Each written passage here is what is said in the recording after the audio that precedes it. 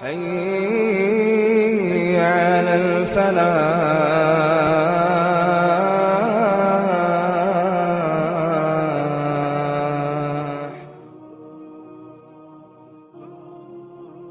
Allah, we're going to be studying the history of an amazing part of the Muslim world. A part of the Muslim world that a lot of us, unfortunately, don't know about. Maybe we've heard some things about it, but our knowledge of it is very limited, and that is the history of Islam in China. I'll start giving an example of something. When I say the name Aladdin, Aladdin from the cartoons and things like this, what do you usually think of? You think of the Middle East. I mean, you watch the cartoon of Aladdin, it looks like the streets of Cairo. You wouldn't know any better. How many of us realize the story of Aladdin is actually set in China? Aladdin was set in China. Aladdin is a Chinese Muslim living in China. Because you see that many parts of China, especially going towards the west of China, it's not China like of Beijing and all of these areas. You get to the areas where it's almost 100% Muslim. Of course, the story is nonsense. But the example that I love to give is that Aladdin was a Chinese Muslim. This is something that flies over most people's heads. And if you read the story of Aladdin, in the first few sentences it says Aladdin was in China. So this is something to introduce that yes, there are Muslims in China. They play a great part in the history of the Ummah, but they've been largely forgotten, unfortunately. Now, when we look at the spread of Islam, as we know, we've mentioned, Islam spread throughout the Middle East, from Mecca, going, in all directions. And Islam spread through what we call the Silk Roads. The Silk Road is basically the way between the Middle East and China, the Central Asian states. Now, from the very beginning of Islam, we're talking at the time of Uthman, radiallahu anhu, he sent an envoy to China. So he sent a group of Muslims to China. And one of the people he sent was the Sahabi Sa'ad ibn Abi Waqqas, radiallahu anhu. So Sa'ad, he actually visited China. He was an envoy on behalf of Uthman. And it said that his father actually came with him. So Abi Waqqas, his father, came, and he's actually buried in China. And there was a masjid that was built, because when the Chinese emperor received them, he was so proud, to have a relation with the Muslim empire, that he built a masjid in their honor. He built the masjid of the Huaixiang Mosque. Huaixiang, it actually means like a memorial mosque. And the reason why he did this, the Chinese emperor, was to honor the Prophet Muhammad sallallahu alaihi wasallam. It was actually erected in the memory of the Prophet. So he said, this empire that was started by him, the relations that we have, I want to build a masjid on your behalf. And at the Huaixiang Mosque, it said that the father of Sa'ad ibn Abi Waqqas, Abi Waqqas himself, is actually buried there. Subhanallah.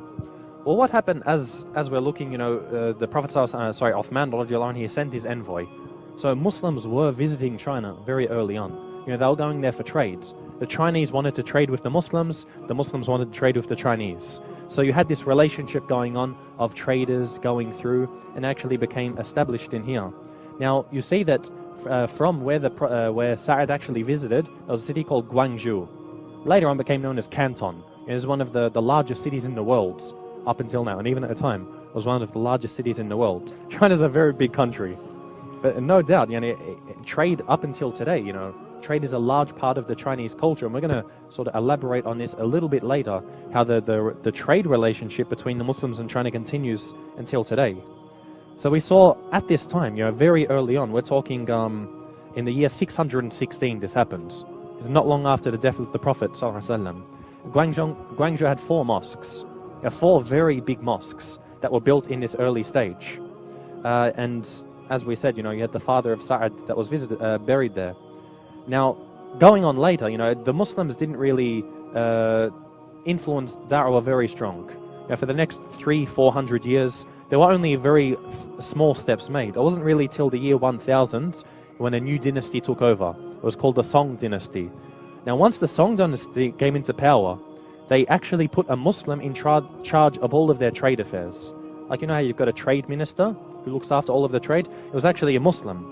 The office of the Director of the General of Shipping was always held by a Muslim. The law of the dynasty said that a Muslim must hold this, because the Muslims were the key to trade. They were trustworthy, but they were also a key. And the Chinese saw this. The Chinese saw that using the Muslims, would benefit themselves, and it would benefit the Muslims. And you saw they had a respect for Islam. The emperor would build a masjid. No, generally you find most of the emperors, they didn't really have any issues. They had very, very good relationship with the Muslims.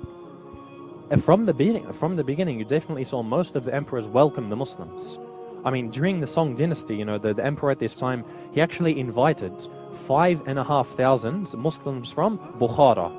Bukhara is in Central Asia, we know from Imam Bukhari. He came from Bukhara.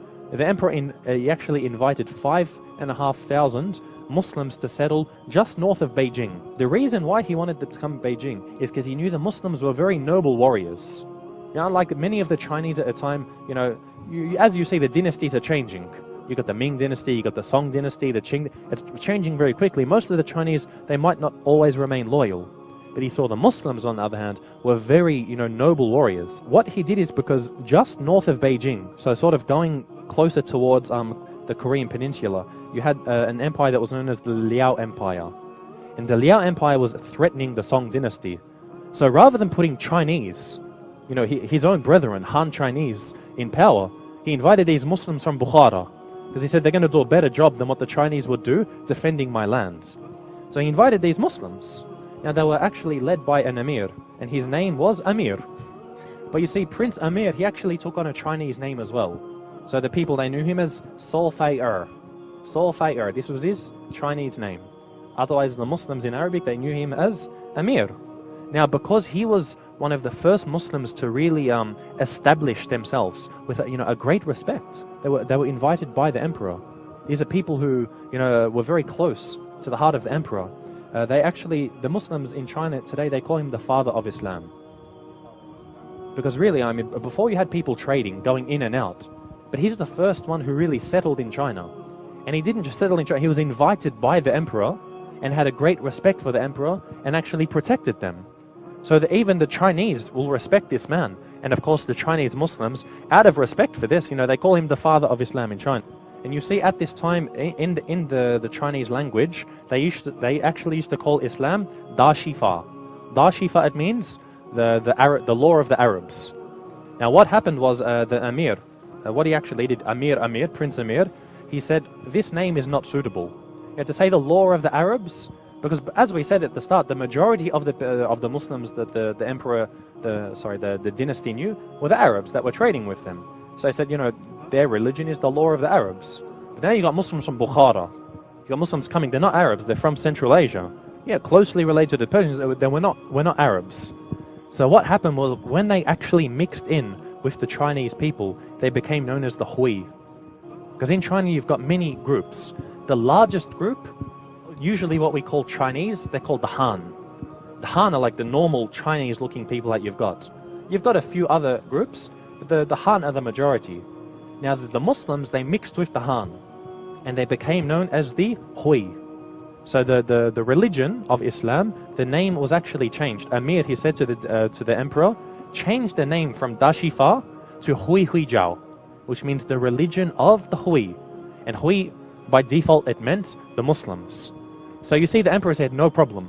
So from that point onwards, you had to refer to Muslims as Hui. You couldn't refer to them as Arabs.